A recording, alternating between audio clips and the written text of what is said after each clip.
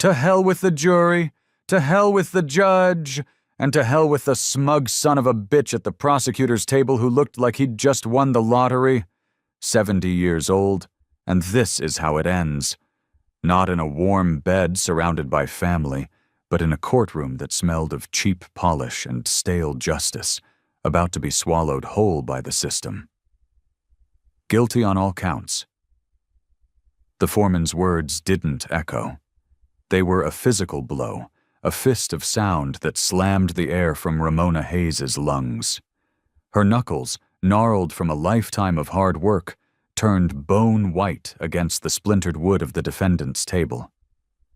70 years on this earth, and she was going to die in a concrete box for a murder she didn't commit, a murder of a man who was already a ghost. "Mrs. Hayes," the judge droned on, his voice a monotonous buzzsaw cutting through her future. "You have been found guilty of first-degree murder, conspiracy, and racketeering. This court sentences you to life in prison without the possibility of parole." Life. Without parole. The words were alien, absurd. She'd outlived her husband, outlived her friends, outlived the very neighborhood she'd grown up in. But she would not outlive this sentence. Ramona's world tilted, the faces in the gallery blurring into a watercolor of pity and morbid curiosity. Her knees gave way, and the icy reality of it all washed over her. No more sunshine on her face. No more tending to the stubborn tomato plants in her backyard. No more sitting on her porch, watching the neighborhood kids play, their laughter a melody that soothed her old bones. This was it. The end of everything. "This is a goddamn sham." Her public defender, a kid barely old enough to rent a car, was shouting, but his voice was a gnat in a hurricane. Ramona barely registered it.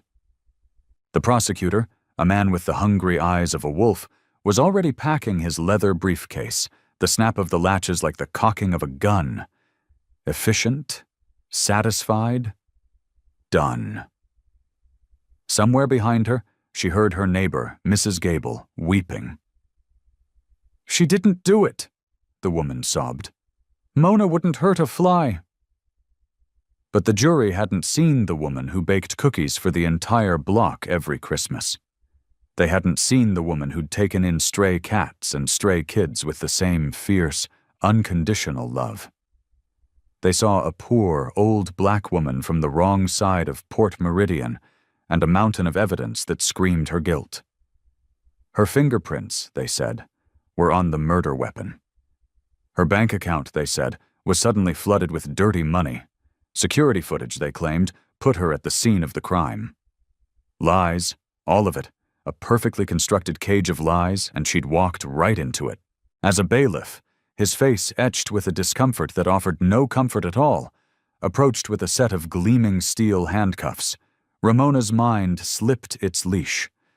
It ran back through the years to a stormy night almost 3 decades ago. A night when 3 terrified boys with nowhere else to go had changed her life forever. A time when being poor still meant you owned your own soul. A time when kindness wasn't a calculation, but an instinct. "Ma'am, I need you to stand and place your hands behind your back." The bailiff's voice was softer than she expected. Even he seemed to smell the rot in this verdict.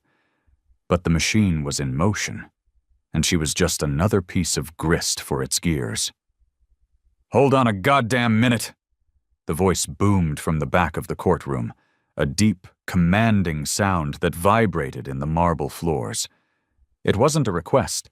It was a wrecking ball. Heads snapped around. The restless murmur of the gallery died instantly. Ramona twisted in her seat. Her vision blurred by tears she refused to let fall. Down the center aisle strode a man who owned the very air he moved through.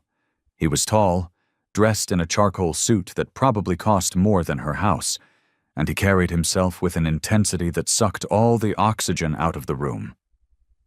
2 other men followed in his wake, one with prematurely graying hair and the kind eyes of a healer.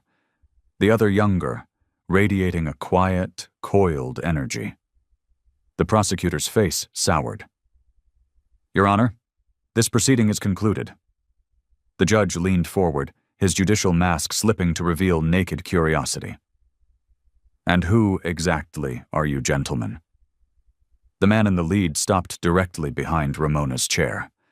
His voice, when he spoke, was a low rumble, but it carried to every corner of the silent room. We're her sons. The lie was so audacious, so impossible, that for a second Ramona thought she was hallucinating. But then the man's gaze met hers in the reflection of the polished table, and her heart seized in her chest. Those eyes, dark, serious, and filled with a fire she hadn't seen in 28 years. The name was a ghost on her lips, a whispered prayer. Jules? The man's iron composure fractured. A tremor ran through his jaw. Hey, Mama Mona. The courtroom, already silent, somehow became quieter. The judge adjusted his glasses, peering down from his perch like a hawk spotting something inexplicable. I'm sorry, son. Did you just refer to the defendant as your mother? In every way that matters, Your Honor, the second man said, stepping forward. He placed a thick, leather-bound portfolio on the prosecutor's table. My name is Dr. Mateo Flores. I'm the chief of trauma surgery at Meridian General. He gestured to the other two. This is my brother, Leo Sterling, founder and CEO of Sentinel Cybersecurity. And this is our brother, Julian Vance, senior partner at the Vance Coalition for Civil Rights. Ramona's hand flew to her mouth, a choked sob finally breaking free. Her boys, her 3 scrawny, terrified boys who used to fight over the last piece of cornbread at her tiny kitchen table. They stood before her now, titans of their worlds, radiating power and success. But all she could see were the haunted children they used to be. The prosecutor let out a derisive snort. Your Honor, this is a circus. The defendant has been sentenced. The case is closed. The defendant was framed. Julian's voice sliced through the air, sharp and lethal as a scalpel. And we have the proof. Hey there, my friend. I hope this story has grabbed you by the throat, because we are just getting started. Drop a comment right now and let me know how you're feeling, and tell me where you're watching from. I love seeing how far these stories travel. Some of the tales I have are a little too dark, a little too close to the bone to share on this platform. I save those for my inner circle, my email list. If you want a front row seat to the stuff I can't show here, plus some life lessons and other surprises, the link is waiting for you in the description. Join us. Judge Harrison stared down at the 3 men, his expression shifting from irritation to intense fascination. In 40 years on the bench, he'd seen every kind of courtroom drama imaginable. This was new. Mr. Vance, he said slowly, are you asserting you have new evidence that was not presented during the trial? Evidence that was deliberately and systematically buried, Your Honor, Julian countered, his voice ringing with conviction. Evidence that proves my mother, the word caught in his throat for a fraction of a second, is innocent, and more than that, evidence that will expose the real monster who committed these crimes and orchestrated this entire charade. The world swam in Ramona's vision. This couldn't be real. Her boys, her precious boys who she hadn't laid eyes on in 15 years, had just walked back into her life at the exact moment the world was ending. Leo Sterling, the quiet one, the genius, stepped forward. His voice, though soft, commanded the room's absolute attention. Your Honor, for the past 18 months, we have dedicated the full resources of my company to investigating this case from the ground up. What we uncovered will not just shock this court, it will rock this city to its foundations. The real killer is sitting in this courtroom right now. A collective gasp swept through the gallery. The prosecutor froze, his face losing all color, becoming a waxy, sallow mask. Matteo, the doctor, pulled out a tablet, his surgeon's hands rock steady despite the storm of emotion in his eyes. We have encrypted financial records, sworn affidavits from witnesses who were threatened into silence, and irrefutable forensic evidence that was suppressed. Our mother didn't just give 3 homeless kids a place to sleep, Your Honor. She saved our lives. Now, it's our turn to save hers. The judge looked from the 3 powerful men to Ramona, who sat in stunned, tearful silence. These were her boys, the same boys who used to crawl into her bed during thunderstorms, their small bodies trembling. The same boys who'd sworn to her, with all the solemnity of childhood oaths, that they'd make something of themselves one day. The same boys she thought had forgotten her. Your Honor. Julian's voice swelled, gaining strength and righteous fury. We request an immediate stay of sentencing pending an emergency evidentiary hearing. We will prove not only that our mother is innocent, but that she is the victim of a conspiracy so vast and so vile it will make your blood run cold. Chorsat. The prosecutor shot to his feet, sputtering. This is preposterous. The case is closed. These men have no standing. Don't they? Judge Harrison's voice was like gravel. He studied Julian's face, a mask of unshakable resolve, then looked at Ramona. He saw her differently now.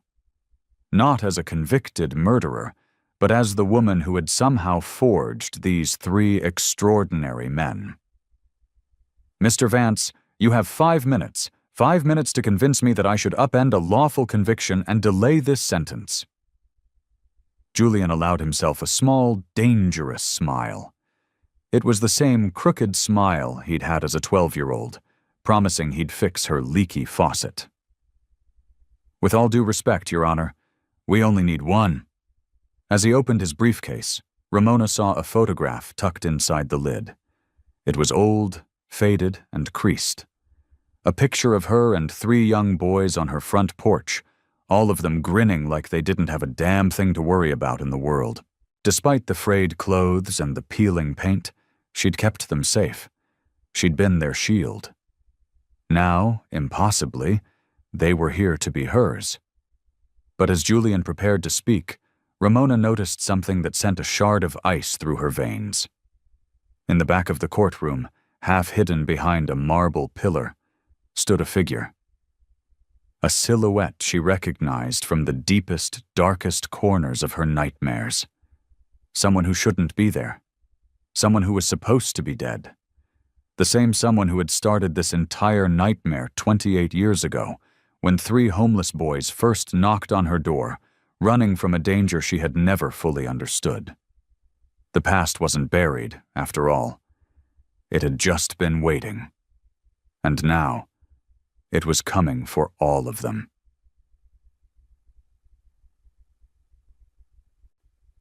28 years. Earlier. The banging on Ramona Hayes's door came just before 3 a.m., a frantic, desperate drumming that sounded like knuckles against a coffin lid. She'd been awake, of course. She was always awake these nights, staring at the water stains on the ceiling of her little 2-bedroom house. The silence screaming with the absence of her husband, Marcus. Wondering how in God's name she was going to make the mortgage payment on a school custodian's salary. Please, please, somebody help us! The voice was a child's, thin and stretched with terror. Ramona pulled on her worn chenille robe and padded to the door, her heart hammering against her ribs. She peered through the peephole, her breath catching in her throat. 3 boys stood huddled on her porch, their faces pale in the moonlight. The oldest looked to be about 12, his arms wrapped protectively around 2 smaller ones. They were drenched from the autumn rain, shivering violently, and the oldest had a fresh, angry gash across his cheek. Every instinct screamed at her. Don't open that door. Don't get involved. Trouble has come knocking. She opened the door. Lord have mercy, she breathed, taking in their tattered clothes, their wide, haunted eyes, the way they flinched back as if expecting a blow. What happened to you babies? The oldest boy, rail-thin but with a spine of steel, positioned himself in front of the others. Sorry to bother you, ma'am. Your light was on. We just don't have anywhere else to go. Where are your folks? The boy's jaw hardened into a line of granite. Gone. His voice was flat, empty. And the man who was supposed to be watching us? We can't go back, not ever. Something in that small, broken voice resonated deep in Ramona's soul. She'd heard that tone before.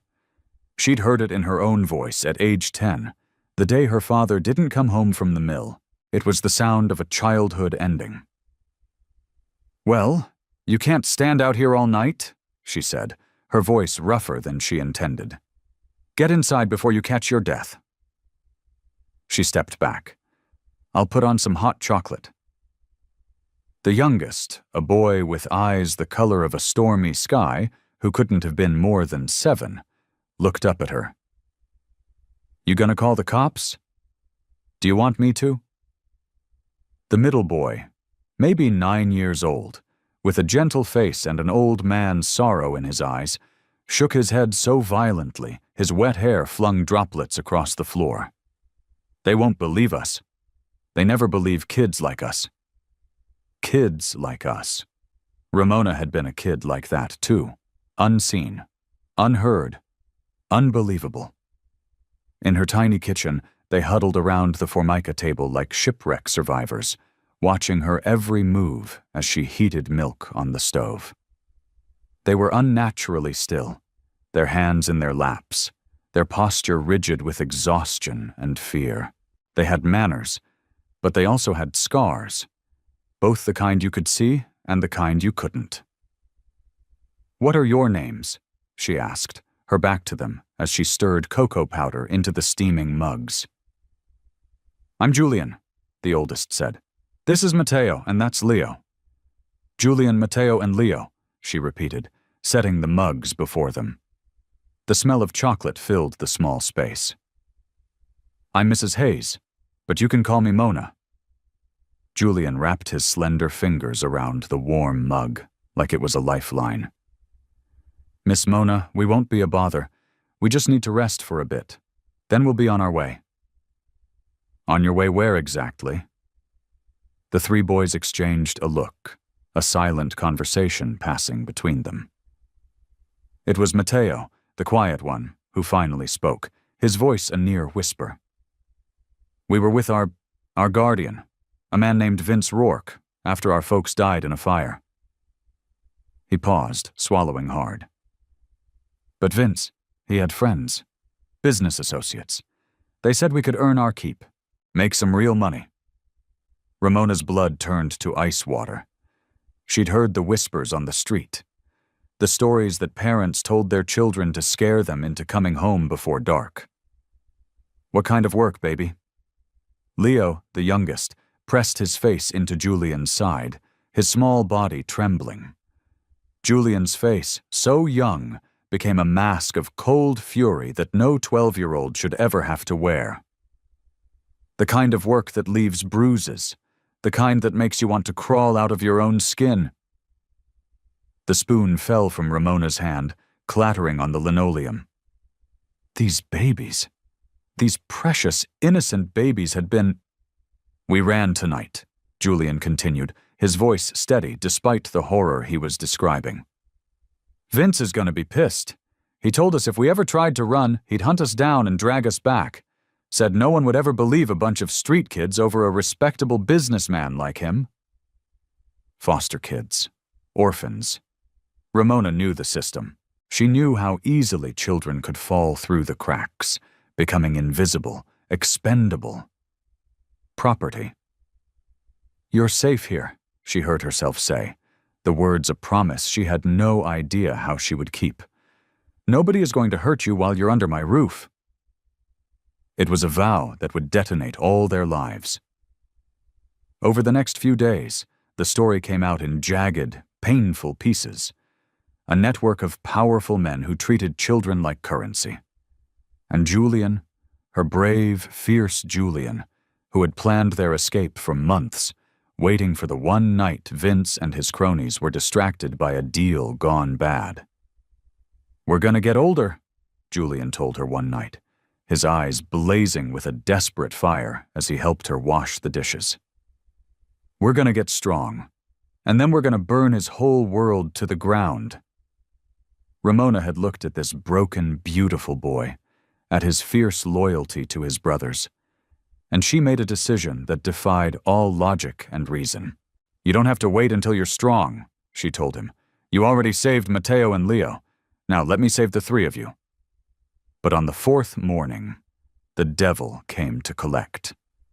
Ramona woke to the smell of expensive cologne and found Vincent Rourke standing in her living room. He was exactly as the boys had described: tall, impeccably dressed, with pale, lifeless eyes that seemed to look right through you.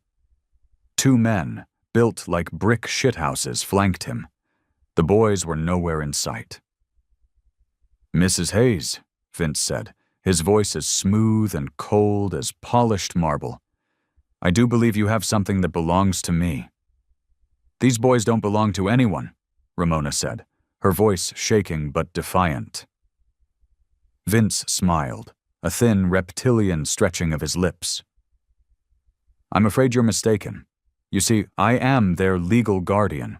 I have the court orders, the custody papers, the whole 9 yards. He nodded to one of his goons, who produced a sheaf of official-looking documents. They were all there, all legitimate, all lies. "Those boys are part of a very exclusive apprenticeship program," Vince continued, strolling around her small living room, touching her meager possessions as if he owned them. "They receive vocational training. In return, I provide for their every need. It's a philanthropic endeavor, really." "What you're doing is an abomination," Ramona spat, her fear giving way to a cold, hard rage. "What I'm doing is business," Vince corrected, his tone never changing. He stopped in front of a photo of her and Marcus on their wedding day. "Your husband was a good man. A tragedy, that cancer. The medical bills must have been, astronomical." The threat was as clear as the glass in the picture frame. He knew her pressure points. He knew where to squeeze. "I'm going to make you an offer, Mrs. Hayes. A golden opportunity. You give me my boys back, and I'll give you something to ease your financial burdens." He reached into his tailored suit and pulled out a thick envelope. $50,000, cash. More money than you'll see in 10 years of mopping floors. Ramona stared at the envelope. $50,000. It was a lifeline. It was a way out. It was freedom from the crushing weight of debt that Marcus had left behind. All she had to do was sacrifice 3 children she barely knew. "And if I say no?" Vince's smile widened. "Then those boys will learn a very painful lesson about the consequences of disobedience. And you, Mrs. Hayes, will learn an equally painful lesson about the folly of interfering in matters that are far above your pay grade." From the corner of her eye, she saw him. Julian, hiding in the hallway, his face a mask of terror and a terrible, heart-breaking resignation. He expected her to take the money. The world had taught him that everyone had a price. Ramona Hayes looked at the envelope, thought about her empty bank account, her lonely future, and the 3 broken boys huddled in her back bedroom. She made the choice that would define the rest of her life. She took the envelope from his hand. She felt Julian's spirit break. Then she ripped it in half, letting the pieces flutter to the floor. "Get the hell out of my house," she said, her voice quiet but harder than any stone. "And don't you ever come back." Vince's expression didn't change, but a flicker of something truly evil ignited in his dead eyes. "That was a remarkably poor decision, Mrs. Hayes. A very poor decision indeed." He turned to leave, pausing at the door. "This isn't over. I always collect on my investments. Always." The moment the door clicked shut, Julian emerged, his brothers trailing behind him. His face was a canvas of disbelief and dawning hope. You ripped it up," he whispered. "All that money. For us." Ramona knelt, pulling him into an embrace that was fierce and absolute. "Baby, there isn't enough money in the whole damn world to buy your souls." And for the first time since their parents died, Julian Vance, the boy who would one day become one of the nation's most formidable civil rights attorneys, wept. But Vincent Rourke was a man of his word. He always collected. Always. 6 years later. "Mama Mona, you're going to be late for your own graduation." Julian's voice, now a deep baritone, echoed from the kitchen. Ramona stood in front of her mirror, adjusting the cap and gown she'd never dreamed she'd wear. 54 years old and a college graduate. The boys had insisted. They'd pooled the money from their part-time jobs. Julian at a law library, Mateo as an orderly at the clinic, Leo running a computer repair business out of the garage, to throw her a party.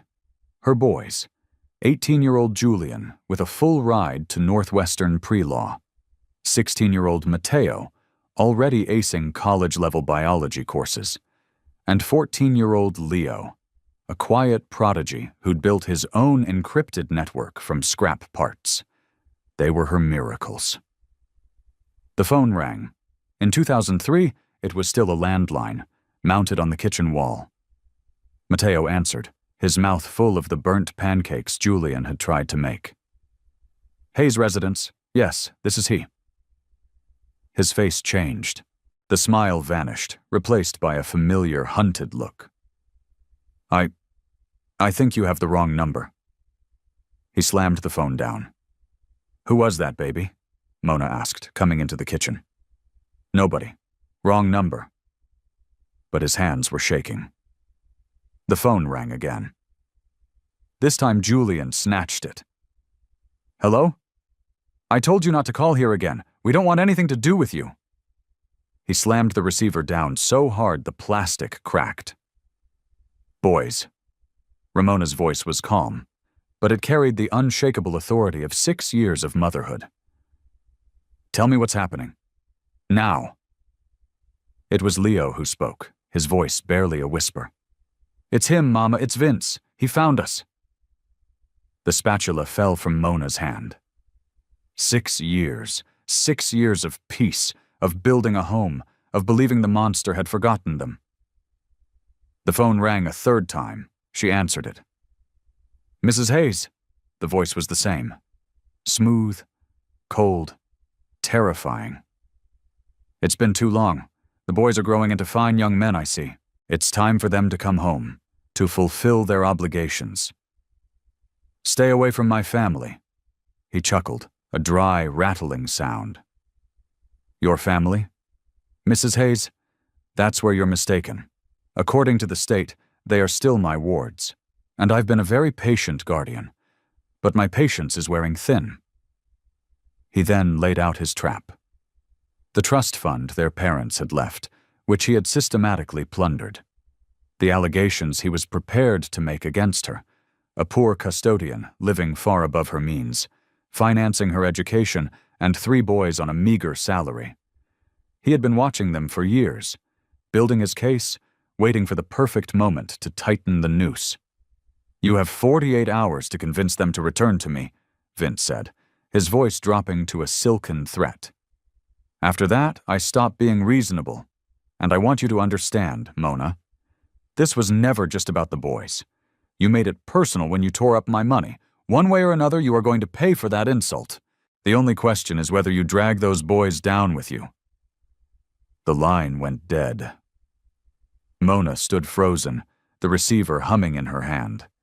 Outside, a black sedan was parked across the street, its engine idling. Vince was inside.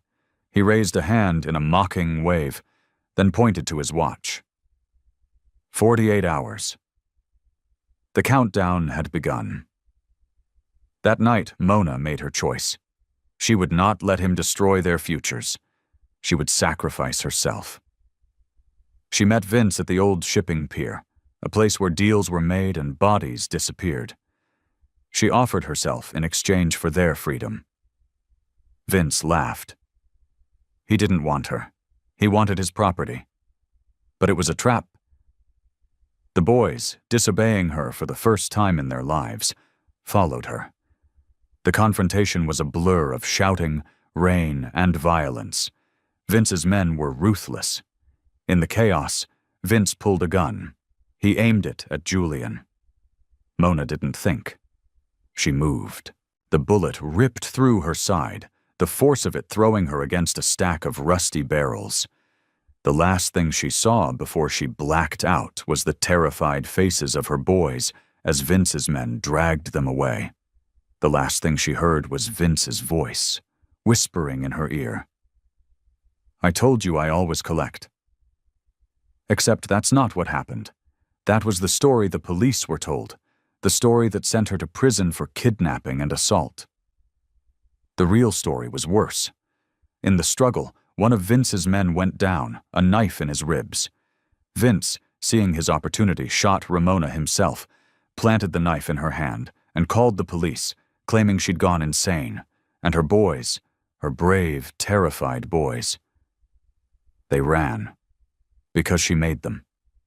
With her dying breath, she'd begged them to run, to disappear, to live. It was her final act of love. A sacrifice that would cost them all 22 years. We are now deep in the belly of the beast, and the story is about to take a turn so dark you might need a flashlight. This is your mid-story check-in. If your heart is pounding and you need to know what happens next, prove it.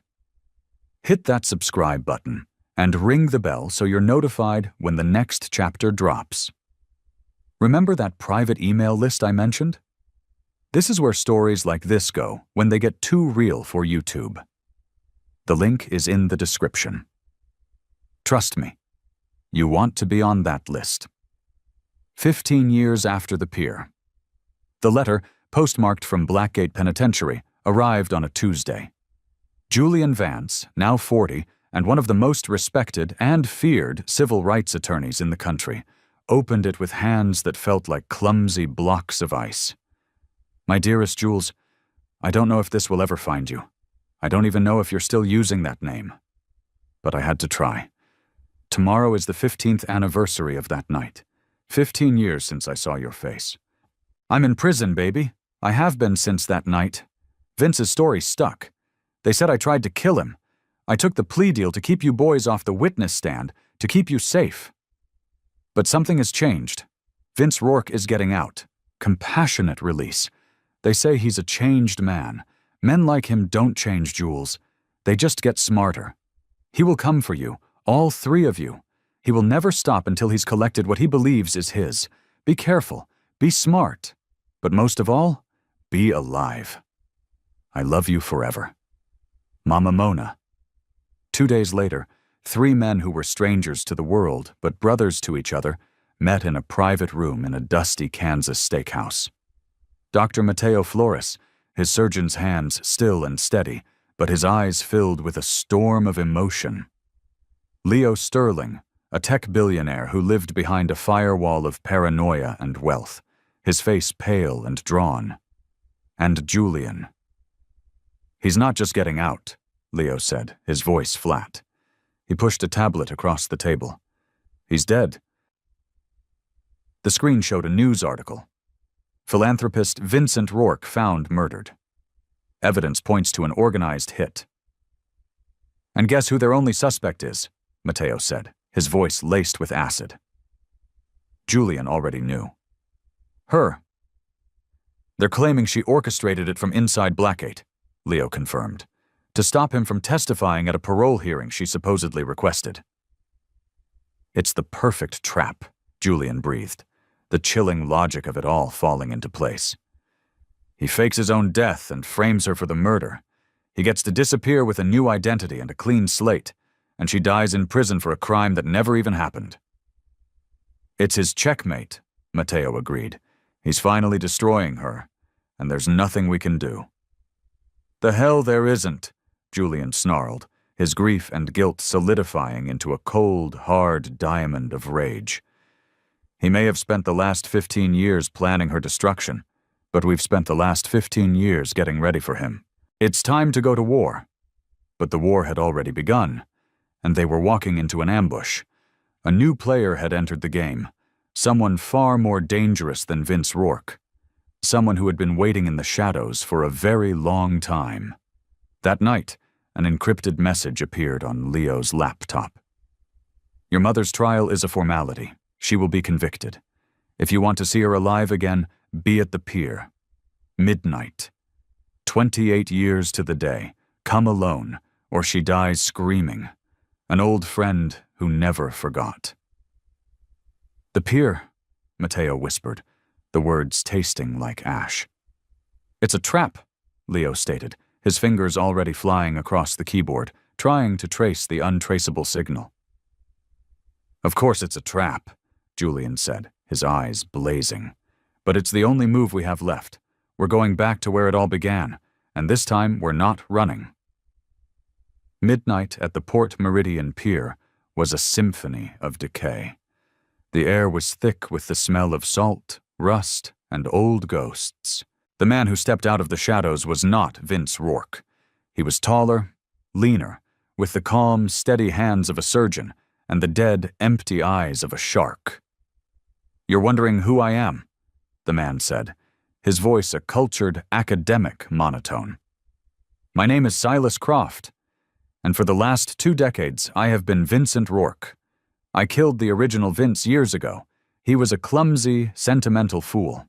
I, on the other hand, am an artist." He explained everything with a chilling, detached pride. He had been Vince's silent partner, the true architect of their network. After the pier incident, he'd eliminated Vince and taken over, refining the operation. And for 28 years, he had been their secret benefactor. The anonymous scholarship that sent Matteo to medical school, the seed money from a shell corporation that launched Leo's company, the leaked evidence that had won Julian his first landmark case. "I have been your guardian angel," Silas purred. "I needed you to become powerful, successful, respected. I needed you to be worthy adversaries for my masterpiece of revenge." "Revenge for what?" Julian demanded. "For costing me my life's work, and for proving that a sentimental notion like love could triumph over a primal force like fear. I am here to correct that cosmic imbalance. I am here to prove that evil, when properly applied, always wins." He revealed his final gambit. Hidden in the shipping containers around them were 3 hostages. Detective Frank Miller, the lead investigator on Mona's case, a little girl abducted for leverage, and Anya Petrova, the grown sister of another boy Vince had destroyed years ago, a woman who had been Silas's prisoner and enforcer for over a decade. "Here is your choice," Silas said, a gleam of madness in his eyes. "You can walk away now. Disappear. Let them all die. And your mother will die in prison, believing the sons she sacrificed everything for were selfish cowards. Or you can play the hero, die in a blaze of meaningless glory, and your mother will die in prison, believing the sons she sacrificed everything for were reckless fools who threw their lives away. Either way, her love is proven to be a poison. Either way, I win." It was the perfect, inescapable trap. Every choice led to ruin. "There's a third option," Leo said quietly, his eyes never leaving Silas's face. "Is there?" Silas chuckled. "We end you," Matteo said, his voice a low growl. "You can try," Silas said, and as if on cue, a dozen armed men emerged from the shadows, their weapons trained on the 3 brothers. "But as I said, I am an artist, and this is my masterpiece." But Silas had made one critical, fatal error. He had studied them for 28 years, but he had only seen them as pawns, as instruments of his revenge. He never understood what Ramona Hayes had forged them into. He never understood the power of a family built in the crucible of shared trauma. "You were broadcasting," Leo said, a slow, predatory smile spreading across his face. Silas froze. "What?" "The encrypted message you sent us," Leo explained. "I couldn't trace it, but I could hijack it. I piggybacked my own signal onto yours. Every word you've said tonight, your grand confession, has been live-streamed directly to every law enforcement agency on the eastern seaboard." The armed men hesitated, their confidence evaporating as the wail of distant sirens began to grow. "And you made another mistake," Julian added. "You assumed Anya Petrova was your prisoner, but you underestimated what a woman with nothing left to lose is capable of." From behind a shipping container, Anya Petrova stepped out. She was no longer a victim. She was a survivor, her face a mask of cold, hard fury. And she was holding a detonator. "Hello, Silas," she said. "You took my brother. You took my life. Tonight I'm taking it all back." Silas stared at her, his perfect plan crumbling around him. You were supposed to be broken." "You broke me into a weapon," Anya snarled, "and you aimed me at the wrong people." As SWAT teams swarmed the pier, Silas Croft, the meticulous artist of revenge, was taken into custody, screaming and raving like a madman. It was over. They had won. But the real war was just beginning. Because Silas wasn't the mastermind, he was just another pawn, and Anya Petrova wasn't their savior. She was their executioner. The call came as the sun was rising, a distorted voice on a burner phone. Anya. She had Mona. She had rigged the records facility where Mona was being held with enough explosives to level a city block. "Silas was a fool," her voice crackled. "He wanted to teach you a lesson. I just want you to burn." Her demand was simple. The three brothers were to walk into the police station and confess to the murder of Vincent Rourke and the conspiracy against Silas Croft. They would take the fall, go to prison for life, and Mona would go free. "You have 1 hour, Anya said. 1 hour to prove your mother's love was worth it. 1 hour to sacrifice yourselves for her, just as she did for you. Tick-tock, boys." The line went dead. The brothers stood in the cold morning light, facing a choice more impossible than any Silas had dreamed of. Destroy their own lives to save their mother's, or let her die and live with the shame. "It's not a choice," Matteo said, his voice thick with emotion. "We do what she taught us to do," Leo agreed. "We save our family," Julian finished, "no matter the cost." But Ramona Hayes had taught them something else, too. She had taught them that love wasn't about sacrifice, it was about salvation. And she was about to save them all one last time. Inside the records facility, Mona was not a helpless victim.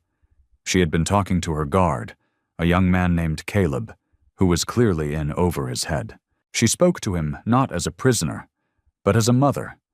She told him about his family, about the choices that define a man, about the difference between loyalty and love.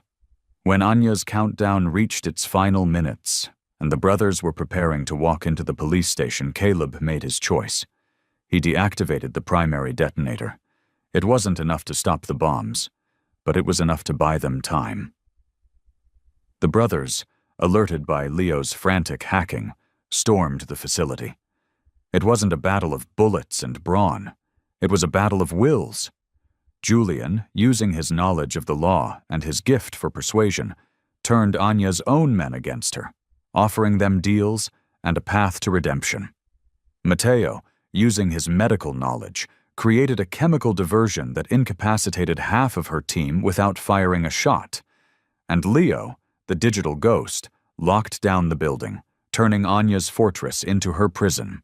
The final confrontation took place in the basement, surrounded by a web of wires and explosives. Anya stood with the final detonator in her hand, her face a tragic mask of grief and rage, and Mona stood before her, not as a hostage, but as a shield. "It's over, baby," Mona said, her voice filled with a profound, heartbreaking sorrow. "It's time to stop fighting." "He died because of you," Anya screamed, tears streaming down her face. "My brother died because you gave him hope." "No," Mona said, taking a step closer. "He died because a cruel world broke him. But his love for you, and your love for him, that's not broken. It's still in there. Let it save you, Sarah. Let it bring you home." In the end, it wasn't a clever plan or a heroic act that saved them. It was a 70-year-old woman's stubborn, unshakable belief in the power of love to heal even the most shattered of souls. Anya Petrova dropped the detonator. She collapsed into Mona's arms, her body racked with 28 years of unshed tears. The war was finally over. Epilogue. 1 year later. The house was bigger now, with a new wing added on.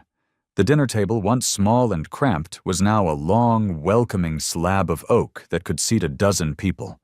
And it was always full. Julian, Matteo, and Leo were there, of course. So was Ramona, the undisputed queen of her chaotic, beautiful kingdom. But so was Anya, who, after a lenient sentence for her cooperation, now ran a foundation for at-risk youth, her fierce protective instincts finally aimed at saving lives instead of destroying them. Caleb, the young guard, was her right-hand man.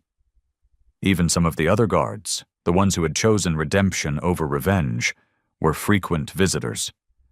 They were a patchwork family, stitched together from the wreckage of their shared past. They were loud and messy and complicated. They were proof that a family isn't defined by blood, but by choice. The choice to show up, to forgive, to heal, and to love, especially when it's hard. One evening, as the sun set, casting a golden glow over the boisterous dinner table, Ramona looked at the faces surrounding her. Her boys, now men, who had learned that true strength wasn't in fighting monsters, but in refusing to become one. The woman who had been their greatest enemy, now a daughter in all but name. The young man who had chosen kindness over cruelty. She had thought, all those years ago, that she was saving 3 lost boys.